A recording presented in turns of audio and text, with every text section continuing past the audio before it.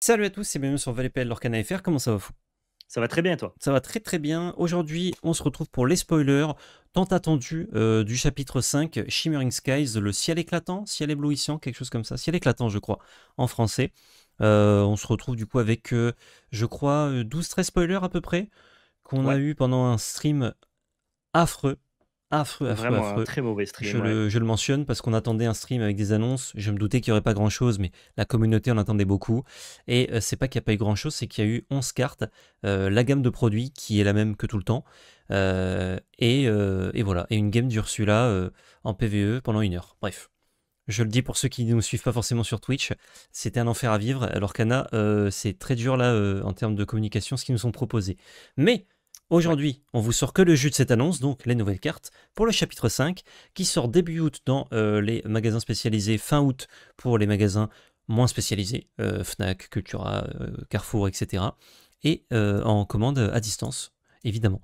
Avant ça, on n'oublie pas de remercier le sponsor Ultimate Guard, lien d'affilié dans la description. Vous cliquez, vous êtes sur leur site, vous faites vos achats pour tout ce qui est protection de votre collection et de vos decks et de vos petites cartes, et ça nous soutient quand vous passez par ce lien. Donc merci à tous. Merci à tous. Et pouce bleu, anticipation de confiance, abonnement évidemment. Prince Jean, qui est ici une promo, qui existera dans le set, il me semble, mais en tout cas, l'avantage Là, c'est qu'on vous peut la avez un récupérer. skin alternatif, ouais. Voilà, on peut récupérer ce skin dans Villainous, la nouvelle version qui va sortir. C'est exactement le même jeu, Villainous, que le premier, mais il y a un autre skin. Mais sinon, c'est le même jeu. Donc, Ok. si vous ne l'avez pas, vous pouvez récupérer Prince Jean. Si vous l'avez déjà, n'achetez pas pour Prince Jean. Pour 4, on a une 3-4 qui l'or pour 1, et on peut l'engager pour jouer un item depuis notre main ou notre défausse qui coûte 5 ou moins, gratuitement engagé. Et oui, ils ont mis qui coûte 5 ou moins, sinon, John, ça permettait de jouer la grosse dîme pour pas cher, et c'était pas mal. Mais là, Ouais. ça limite un peu, quoi. Je pense que même si on pouvait jouer la dîme, dans tous les cas, le deck est tellement stack qu'on n'aurait même pas joué John pour ça. Mais là, effectivement, du coup, ça le rend un peu moins intéressant. C'est quand même intéressant que tu puisses rejouer un item de ton cimetière et pas Ouais, que de ta main. c'est ça qui est Mais j'ai intéressant. l'impression que c'est quand même un peu cher pour les statistiques qu'il a. Donc, why not? Mais j'y crois pas trop en construit, je sais pas. Non, je pense que c'est un peu limite. Mais c'est quand même du cimetière, hein, ça fait de la value. Au-dessus, bon, du coup, vous aurez les cartes 2 par 2. On a trouvé un site qui avait à peu près toutes les cartes, donc pour une fois, c'est cool. On a le Kronk, c'est tout en anglais, donc je vais les lire, je pense que c'est Vas-y, plus vas-y. simple, je sais même pas si tu les vois bien. Ouais. Kronk, c'est une 6-6 pour 7, non ancrable, qui dort pour 1 et qui se shift pour 5. Il y a plusieurs Kronk déjà en jeu, déjà qui coûtent moins, pardon, donc on peut shifter dessus. Pendant votre tour, quand ce personnage en bannit un autre dans un challenge, vous pouvez jouer un personnage qui coûte 5 ou moins de votre main.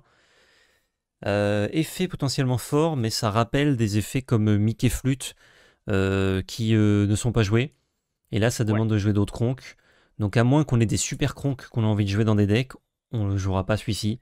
Mais même si tu as Et des même si on a super des conques, super c'est Kronk, difficile de jouer un drop 7 non ancrable, quand bien même il a shift 5. C'est une carte qui a pas un mauvais effet, mais qui est pas.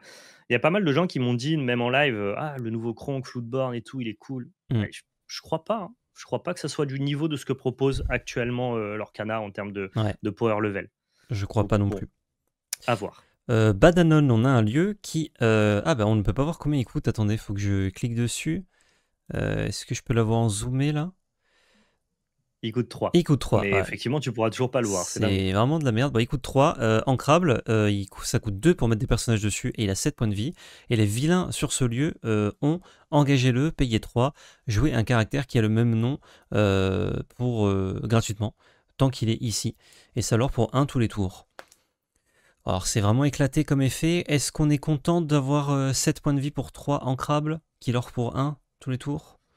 On va dire que ça, c'est le niveau minimum qu'on attend d'un lieu pour être playable. Par contre, après, si on regarde sa capacité, à Hmm. part jouer, je sais pas, un Kronk à 2 pour jouer un Kronk à 7 pour 3 mana, ça a l'air quand même beaucoup de setup pour pas grand-chose. Mais c'est vrai que son effet plancher d'avoir 7 pour 3 et en crabe 2 et 1 de l'or, Hmm. bah, s'il a vu un bon effet, ça aurait été, correct. Ouais, ça marche pas pour Kronk d'ailleurs, parce qu'il est allié et pas vilain. Ah, il faut qu'il soit vilain en plus, ouais, non, c'est vraiment très mauvais, Je crois que c'est très mauvais, ouais, malheureusement. Oh, une légendaire. Ma carte préférée, je crois, qu'il veut révéler pour l'instant. Merlin pour 6, c'est une 3-7, qu'on ne peut pas ancrer, non ancrable, qui l'or pour 2 et qui se shift pour 5. Ça tombe bien, il y a de super Merlin qui sont déjà très joués, donc au moins on peut shifter facilement. Quand on joue ce personnage, si on a utilisé sa capacité de shift, on peut chercher dans notre deck n'importe quelle carte, la mettre dans notre main, puis mélanger, et on n'a pas besoin de révéler à notre adversaire ce que c'est, puisque c'est n'importe quelle carte. C'est le premier effet tutor du jeu non conditionnel. Il y en a déjà eu un avec grand-mère avec Abuela, je crois. Et Ouais. là, du coup, on va chercher ce qu'on veut par Madrigal. Donc c'est très fort dans tous les jeux de cartes de pouvoir aller chercher n'importe quelle carte, de la mettre dans notre main. Le petit défaut, c'est qu'il a 3, ce qui veut dire que Medusa, qui est très joué, tue notre Merlin, mais il a déjà fait son effet. C'est facile de shifter sur des Merlins. Pour l'instant, on se contentera d'un deck bleu-violet, mais peut-être qu'il y aura d'autres couleurs qui permettent de jouer Merlin. Ouais. Ne serait-ce que des Merlins bleus, ce serait sympa pour pouvoir le coupler avec d'autres couleurs. Les stats sont acceptables, il est quand même 3-7, s'il se fait pas tuer par Medusa, c'est des gros stats. Il survit bien aux phases d'attaque, il meurt pas sur un Maui par exemple. J'aime beaucoup cette carte, surtout pour son effet tutor. C'est assez simple de jouer d'autres Merlins. À voir. Après, c'est non encrabe, mais. Pour l'instant, l'application principale qu'on lui voit, c'est qu'on a un Merlin à 4 qui est très joué, qui est Merlin Lapin, qui arrive Hmm, juste avant lui, ou Merlin Goth, mais plutôt Merlin Lapin, ouais. j'imagine. Donc, du coup, dès le tour d'après, vous pouvez shifter pour aller chercher la carte que vous voulez. Mais question, une fois qu'il est shifté, s'il est géré ou bouncé de notre côté, Mhm. tu déclenches évidemment pas l'effet de Merlin Lapin. Non, parce qu'il n'existe techniquement plus. Mais Et il tu récupères n'existe les deux. techniquement plus. Et tu vas récupérer les deux, donc tu vas pouvoir remettre en place ta synergie. Mais est-ce que le fait de payer 5 pour avoir un Merlin qui va revenir enfin qui va, te faire tutoriser une carte, c'est mieux que juste de jouer ta boucle bounce avec ton lapin qui va te permettre de piocher plein de cartes. Et ça, pour le coup, je sais pas, ça demande à être playé, à être testé pour savoir, Hmm, parce qu'en soi, ça fait un peu overkill, je trouve. Genre, en fait, t'as pas forcément envie de shift sur ton lapin et je ouais, pense que c'est la meilleure cible qu'on a actuellement. Donc à voir. Mais c'est je vrai que ça vois. ouvre peut-être la possibilité à jouer Burple. Il y a plein de gens qui sont très, très fans de Ouais. cette association de couleurs et c'est une association qui, pour l'instant, est pas très forte. Peut-être que Merlin, ça pousse un peu, cette synergie-là, quoi. Ouais, bah tu peux quand même faire tour 2 je vole, tour 3 Merlin Lapin, tour 4 ce Merlin là. Qui peut tout de suite cogner, qui t'a tuto un truc, qui peut chanter aussi pour 6. Donc c'est quand même pas mal. Moi j'aime bien un truc surtout, c'est le fait de pouvoir jouer pas mal de cartes en un exemplaire dans ton deck.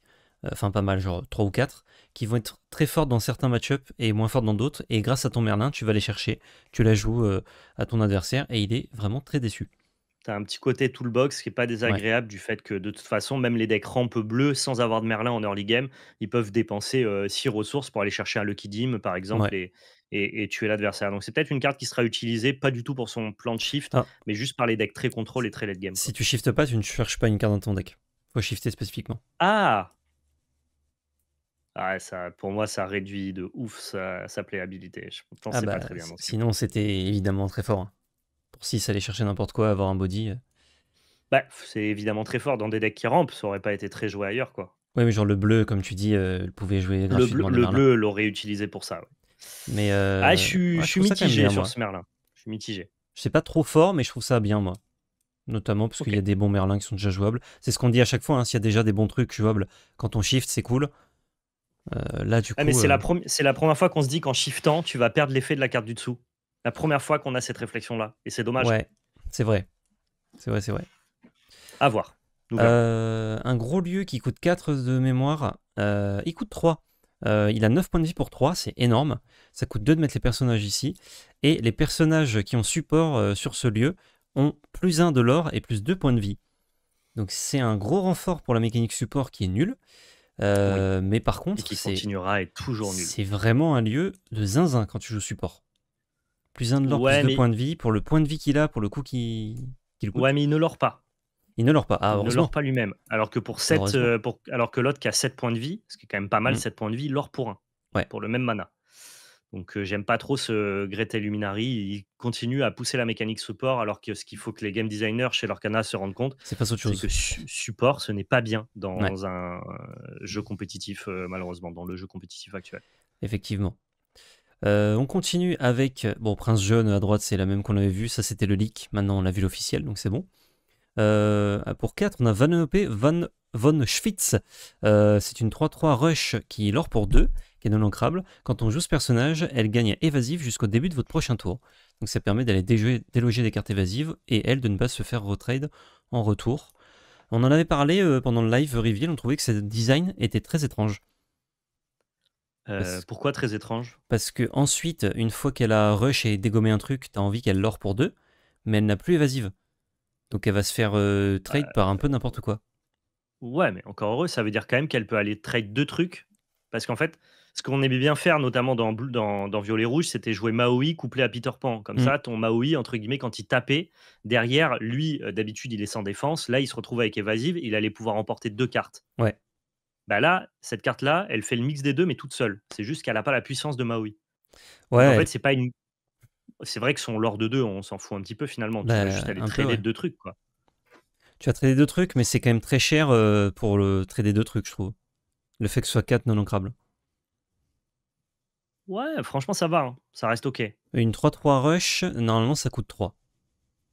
Donc là, pour un de Oui, plus, elle l'or pour un de mais plus, et elle a mais l'évasif celle pendant un tour. mais celle-là, elle a l'évasive, exactement. Mm. Et genre, on jouait Peter Pan, aussi parce que la carte était bonne, pas que parce qu'elle synergisait avec, Maui et Ouais, auquel cas Peter Pan, lui, il tapait pour 2. c'est vrai, c'est vrai. Non, peut-être Donc que moi, je l'aime bien. c'est. Je suis plutôt team, c'est OK Vanellope, en tout cas, si jamais il y a une méta qui te demande d'aller gérer des évasifs, c'est une réponse qui est fine, quoi. Bah, j'ai l'impression que c'est une carte qui aurait dû sortir plus tôt dans le jeu. Là, c'est un peu tard, quoi. On s'en fout un peu. Mais bon. Peut-être, mais c'est pas la carte qui me plaît le moins de ces reveals. On continue sur les cartes rouges. Tafita Mouton Fudge pour 4. On a une 3-3 qui l'or pour 1. Il y a un nouveau type aussi de créatures qui sont les Racers. Je pense Les que ça aura un racers, intérêt. ouais. Ça se shift pour 2. Et une fois par tour, quand ce personnage se déplace sur un lieu, on gagne 2 de l'or. C'est, je pense, une mécanique pour le limiter. C'est pas très très bien. Ouais, bah, faut avoir plein de bons lieux en construit et on a vu que les lieux d'early game sont C'est malheureusement pas très bons. c'est ça.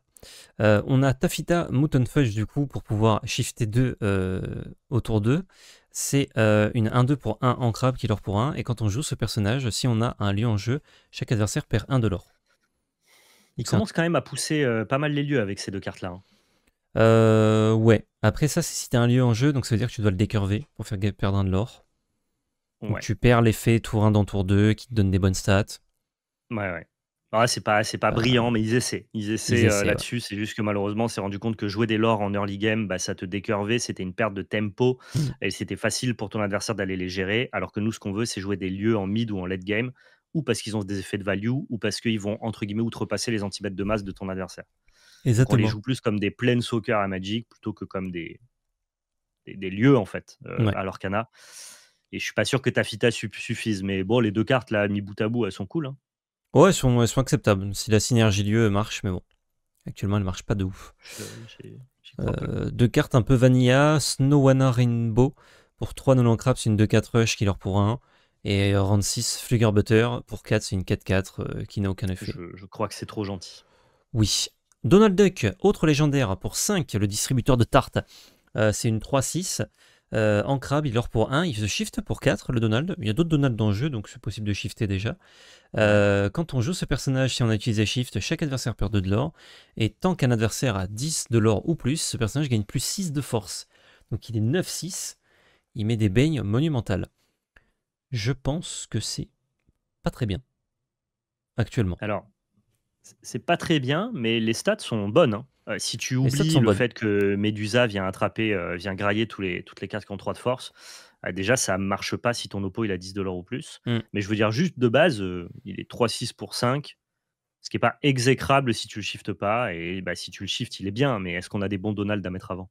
Je suis pas Bah, certain. pas ouf, en tout cas pas à 4, je crois. Enfin, pas à moins de 4. Pas ouf, ouais. Donc pour l'instant, pas ouf. Mais par contre, ouais, il a Ouais. des stats, ça va bien tuer les lieux, par exemple. Turbo, j'aime bien cette carte aussi. Pour 2, non ancrable, c'est une 2-3 rush qui leur pour 1. Et ce personnage s'appelle aussi King Candy pour les capacités shift. Donc il y aura certainement un King Candy qui va shifter dessus. D'accord. C'est 2-3 rush pour 2. D'habitude, les cartes rush, elles ont peu de points de vie. Là, ça te permet Ouais. de potentiellement prendre 2 trades ou en tout cas faire 2 fois 2 dégâts. On a 2 de rush, pour 2 ancrables Hmm. avec la reine mère. Redmere. Mais surtout, on a 3 un rush, non ancrable avec le chien Stitch, Hmm. Donc qui faut m'a l'air voir. un chouïa supérieur à Turbo, ça dépend Bah, du Turbo est meilleur contre aggro parce que ça va te permettre de prendre 2 trades. Stitch est ouais, meilleur contre des trucs plus midrange. ouais, Ça ouais, dépend. OK. En tout cas, c'est une propale différente, c'est intéressant Ouais, pourquoi suivant pas. le méta. Vrekit Ralph, pour 3, on a en crabe, on a un 4 qui leur pour 1. Et quand on dégage ce personnage, on gagne 1 de l'or pour chaque dommage sur lui. Pas ouf, hein. Ah, c'est pas ouf, mais c'est marrant. C'est pas ouf, Est-ce mais qu'on c'est a des marrant. cartes qui parce qu'on a des cartes qui se blessent elles-mêmes, mais est-ce qu'on a des cartes qui blessent les autres? Tu dois pouvoir, ouais, tu dois pouvoir mettre un dégât à tes bêtes, ce genre d'effet. Bon, c'est un peu tiré par les cheveux, ça a pas l'air évident à mettre en place dans les faits. Ouais. En fait, plus il va te faire gagner de l'or en se dégageant, plus il se rapproche de la mort aussi, Ouais. Bon donc là, pas après on a ouf. Tafita qui est une 2-2 pour 2, Ouais, qui, l'or pour 2, on n'en avait pas en rouge, mais c'est pas ce qu'on cherche, pour non, le coup, on a si on veut juste lorer en early game en rouge, maintenant on a Flynn qui le fait correctement. exactement. Mais c'est un support à shift en plus si jamais on a d'autres Tafita. C'est ça. Ça, c'est ma carte préférée révélée pour l'instant avec le Merlin. Pour 4, on a une chanson, You're Welcome. Donc on peut la chanter évidemment avec un personnage qui coûte 4 ou plus. On mélange un item, un personnage ou un lieu dans la bibliothèque de son propriétaire, puis ce joueur pioche 2 cartes. Donc ça marche sur l'adversaire et sur vous. Ça gère en vert important, qui n'est pas une couleur de gestion, n'importe quoi actuellement du jeu. Personnage, objet, lieu. Et ça fait piocher 2 cartes, donc malheureusement, mais vous êtes content de pouvoir gérer des trucs comme des lieux en vert qui a beaucoup de mal, même si vous faites piocher 2. Et sur vous-même, par exemple, si vous jouez vert-violet, bah, vous chantez avec votre lapin You're Welcome, vous le faites sur lui-même, vous remélangez votre lapin, piochez 3 cartes. Ça, c'est pas mal. Ouais, mais du coup, tu as perdu ton lapin alors que c'est la carte clé que tu veux dans tous les match-up violets. C'est un exemple. Tu peux le faire sur ta chèvre, tu gagnes un point de lance supplémentaire et tu draws 2, Ouais. en la faisant chanter toute seule. Ah, mais tu perds de la tempo. J'essaye de raisonner, enfin de me projeter sur est-ce que c'est bien ça comme carte? Genre C'est à faire sur toi? c'est ultra polyvalent. Des fois, t'as juste besoin d'enlever un de tes tours nuls pour te piocher 2 cartes. Ah, Euh, mais oui. l'ultra polyvalence, si on raisonne à d'autres TCG, des fois, c'est pas très bien justement l'ultra polyvalence. Tu préfères un effet très, très, très étroit qui est très fort, plutôt que les cartes qui sont ultra polyvalence, mais avec un effet négatif. Surtout dans un jeu comme l'Orcana où le mulligan est super permissif et les cartes sont ancrables, Mhm. tu as le droit justement d'avoir des cartes qui sont plus puissantes, mais plus étroites, plus ciblées. Ouais. J'ai peur que ça soit pas si bien, moi, ça, hein. Je pense que c'est assez fort, moi, parce que bah, ça apporte une gestion, la meilleure gestion du jeu, je crois, au vert, qui avait pas de bonne gestion, et que tu peux l'utiliser aussi de ton côté, et en plus tu peux la chanter. Alors, effectivement, faire piocher 2 adversaires, c'est jamais ouf, hein, mais Ouais. si on a pu jouer des Isma à un moment donné, c'est qu'on peut jouer des You're Welcome, je pense. Ouais, mais tu vois, Isma, ça a jamais été très bien. Ça a été pour combler un haut de curve dans des couleurs qui avaient pas de gestion. Je pense à Mm. vert-violet. Et finalement, genre, c'était on veut combler un problème du deck. Et la conclusion, ça a été en fait, on ne veut pas de Isma, c'est pas grave. Ouais. Ouais, bon, elle a Et été du jouée coup, et testée à un moment quand même. ouais. Du coup, c'est pour ça que je me demande, est-ce que par exemple, dans vert-violet, qui n'a pas de gestion et qui veut juste faire ce qu'on appelle du trade game, donc trade ses créatures sur le board et prendre l'avantage en lore, est-ce qu'il jouerait des You're Welcome par exemple? Bah, typiquement, Mother's No Best qui renvoie simplement en main, pour 3. Quand tu joues contre du violet, c'est une carte qui est exécrable. Parce que tu Ouais. renvoies en main, il va continuer à faire de la value. Alors que là, tu lui donnes beaucoup de value, mais au moins tu l'as mélangé dans le deck. Donc tu l'as géré. Quand tu joues contre un lieu, bah, le lieu, l'arène, le château de la reine typiquement, avoir Your Ok. Welcome qui gère le lieu, même si ça donne 2 cartes, c'est pas grave, c'est sûrement il aurait donné autant de lore et de cartes parce OK. que tu pouvais Dans pas le ce gérer. scénario-là, c'est bien, ouais, Ouais. pour aller attraper Donc un château, je pense pourquoi pas que pas. ce sera tous les decks verts jouent ça, hein, mais je pense Non, que les decks verts qui l'accueillent bien, qui peuvent aussi s'en servir de leur côté, ils seront très contents d'avoir Your Welcome. OK, En plus, c'est OK, OK, ancrable. Donc au pire des cas, c'est ancré. ça me va. Scar, le lion vengeur, pour 4, on a une 4-2 ward qui est l'or pour 1 qui est ancrable. Quand un de vos personnages challenge un personnage blessé, vous pouvez piocher une carte. Ça pousse la mécanique rouge-vert bagarre pour faire des trucs. Ouais, C'est ça ward avec continue à des. Vas-y. ça continue à pousser les mécaniques du 7-1 où Ouais. tu as besoin que les créatures soient blessées en vert. Hmm. Sauf que depuis le 7-1, on sait qu'on blesse plus les cartes. On tue ou pas. Bah ouais, donc Ça répond aux dommage. personnages qui arrivent en jeu blessés par contre, s'il y en a de plus en plus de jouets comme des Mulan. Ouais, Mais actuellement c'est pas trop le cas. Et le fait que ce soit un truc qui est 4 de force avec ward, ça veut dire que tu peux choisir, tu vois, tu peux le poser, tu peux choisir quand tu vas mettre un coup avec. ouais, L'adversaire, c'est s'il a genre pas un effet de masse, il est set-up c'est ça. et prêt à aller agir, mais Et sa deuxième ligne de texte est vraiment pas pertinente. je pense que c'est pas suffisant, ouais. Mais c'est pas une mauvaise carte, attention. C'est pas une bonne carte, mais c'est pas une mauvaise. Non, ouais, c'est quand même pas très bien, genre on jouera pas ça actuellement, au vu du power level. Une autre Elsa en violet pour 5, c'est une 2-5 qui s'ancre et qui l'or pour 1. Elle a rush et évasive. Évasive 2-5, c'est vraiment chiant à tuer. Ça, c'est vraiment bien ça. Et quand on joue ce personnage, on engage un personnage adverse. Ce qui nous permet de shifter la grande Elsa 6 dessus. Moi, j'aime beaucoup cette carte. Je sais pas où est-ce qu'on la fout. mais ça a que des bonnes lignes de texte et ça marche bien si on veut jouer la grosse Elsa. Si on joue pas la grosse Elsa, par contre, on la joue pas elle. Ça t'aurait semblé trop fort si elle pouvait l'aurer pour deux? Bah, 2-5 évasive, hein, c'est compliqué à aller chercher. Ouais, peut-être. J'ai l'impression que c'est un chouïa cher pour ce qu'elle veut faire, mais qu'effectivement, toutes les lignes de texte sont bien. Tout est bien. Genre, le rush, il est vraiment bien en évasif. Tu vas pouvoir aller attraper toutes les cartes évasives et en plus, tu vas le faire plusieurs fois parce que Mm. tu as 5 de patates pour encaisser. Par contre, en tant que l'horreur, c'est quand même assez faible. Et du coup, tu as envie de la jouer seulement si tu joues une légendaire du 7-1 qui est quand même plus tellement de. Ça a revu du jeu par-ci par-là, donc c'est pas interdit qu'on rejoue la Elsa, surtout s'il y a des decks comme bleu-rouge qui vont dans le trade game. Ça leur répond bien, quoi. Ouais, je sais pas. Ça, c'est vachement dur Donc, à estimer pour le coup, hein. ça, c'est C'est pas une mauvaise carte, mais objectivement, c'est ouais, c'est understaté en fait. un petit peu. C'est genre, ça a un petit mana de trop ou ça manque un petit peu de stats. Ouais. Je sais pas, ça aurait peut-être été 3-5 ou l'aurait pour 2. Ouais, Et en même temps, si tu te loupes, ça devient trop fort. Donc tu vois, c'est sur la ligne, bah ouais. mais j'ai l'impression que c'est un peu en dessous de la ligne. Et moi, je préfère quand on est pile sur la ligne ou au-dessus, tu vois. En plus, qu'elle engage un Donc, truc en arrivant, avec le rush, ça veut dire qu'elle choisit ce qu'elle va chercher, et ça, c'est très fort. elle choisit toujours ce qu'elle va chercher et tout. Non, c'est une bonne carte. En tout cas, attention, si on se demande si Ouais, c'est une bonne carte, oui. Est-ce que ça va être joué au 7-5? C'est plus dur à estimer. ouais. Et d'ailleurs, je vois que le 7-5, il y a 204 cartes, je viens de remarquer, alors qu'ils avaient annoncé qu'il y aurait sûrement des sets plus petits. Ils ont peut-être Est-ce qu'il changé n'y a pas d'avis des, entre-temps. est-ce qu'il y a pas des reprints de cartes présents dans le 7-5? Peut-être qu'il y a des reprints, c'est vrai qu'on n'a pas encore vu. Bruni, que mes comparses casteurs, commentateurs aimaient beaucoup. Moi, j'étais un peu moins fan. Pour 4, c'est une 2-2 évasive qui leur pour 2, qui est ancrable. Et quand elle est bannie, on pioche une carte. On peut piocher une carte. C'est pas mauvais, Ouais, mais je j'aime vois pas bien. trop ça jouer actuellement. Genre, c'est quand même assez cher pour des stats vraiment médiocres. C'est cher pour des stats médiocres, mais dès que tu peux l'aurer à 2 en évasif, c'est assez fort, surtout quand tu investis peu de mana dedans. Ouais, Et ouais, mais tu vois, donc, est-ce qu'on veut pas juste jouer une mini? est-ce qu'on veut pas jouer juste une mini? Ouais, c'est juste que la mini, quand on te la gère, elle se rembourse pas. Elle se rembourse pas. Ça, Donc en ça se fait, rembourse, mais t'as coûté un de plus. En gros, est-ce que, ouais, t'as. est-ce que tu valorises sur ta carte de pour un de plus piocher une carte? Ouais, c'est un peu ça. Sachant que l'avantage de mini, c'est qu'elle est plus chiante à trade parce qu'elle a que 3 en évasif. Ouais, Tu vois, là où mais une elle, Elsa peut elle tuer Bruni. embarque moins la carte qui va venir la trader. Elle embarque moins, mais en fait, ce qui est intéressant, c'est qu'elle arrive tour 3. Donc elle va te faire gagner beaucoup de l'or avant d'être tradée souvent. Si c'est Ouais. pas un sort de dégâts direct gris, hein, évidemment. Alors C'est que possible que Bruni, ça soit, oui, ça soit moins bien que mini, mais attention, c'est violet. Donc ah, si t'as ça, pas ça donne ça au l'opportunité de violet, jouer ouais. mini, Hmm. c'est pas mauvais.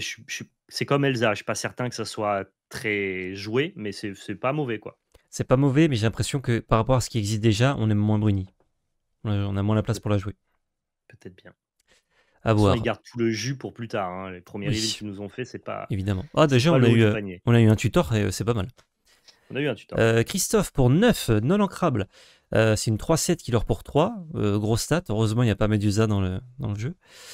Pour chaque carte chanson dans votre défausse, vous pouvez vous payer un pardon, de moins pour jouer ce personnage. Donc dans une game classique, je pense que c'est très simple de le payer pour 5 ou 6, assez vite. Et il a Ouais. Dans Bodyguard. Amber Steel. Non, Bursteel, ouais. Et il a Bodyguard. Malheureusement, il a 3, donc c'est injouable parce que ça meurt sur Medusa et que c'est un setup trop compliqué.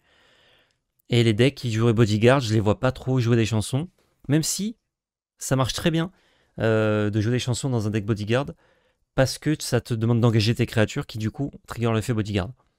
Ouais, ouais. Mais actuellement, on ne fait pas ça du tout. Ah, c'est sûr que si tu raisonnes, tu regardes les decks Amber Steel, ils veulent pas accueillir Christophe. Alors si on est capable de designer d'autres decks qui veulent l'accueillir, peut-être, tu vois, genre un Mm. deck turbo chanson qui serait capable de le payer 2 ou 3, et auquel cas on s'en ficherait de prendre Médusa dessus. Oui, Parce que finalement, parce qu'on a payé que dalle. si tu investi moins de mana que ce que va coûter la Médusa à ton adversaire, moi j'estime que quand tu as payé 3-4 mana, si tu prends Médusa, c'est pas très grave finalement.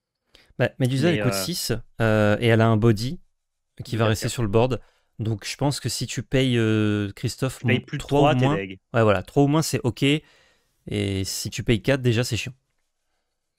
Donc là actuellement dans Amber Steel, c'est sûr que c'est non. Dans d'autres possibilités de deck, je sais pas, mais ça permet aussi d'être un énorme chanteur pour des chansons, communes, tu sais? Mm. Que tu aurais payé pour pas cher.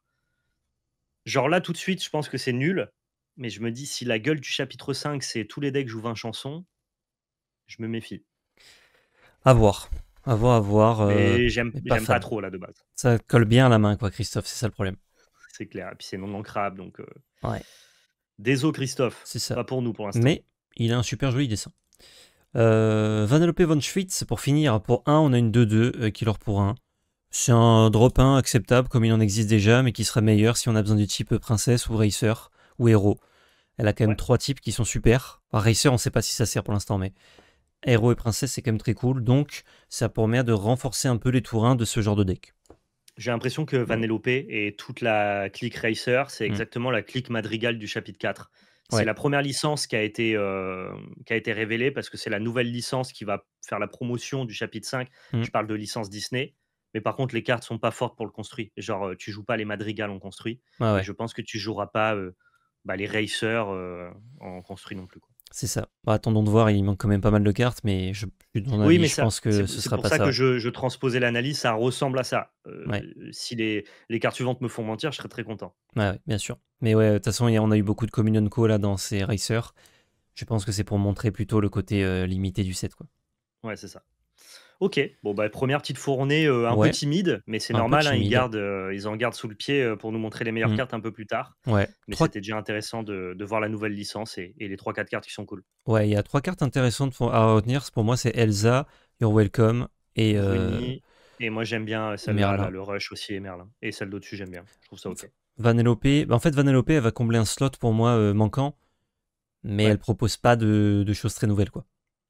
Non, non, mais c'est proche de jouable, quoi. Ouais. Ok. OK.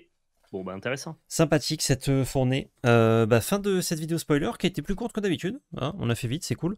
On attend évidemment les prochains pour vous proposer ça dès qu'il y en a une petite fournée. S'il n'y a qu'une carte révélée, on attend un peu. Hein.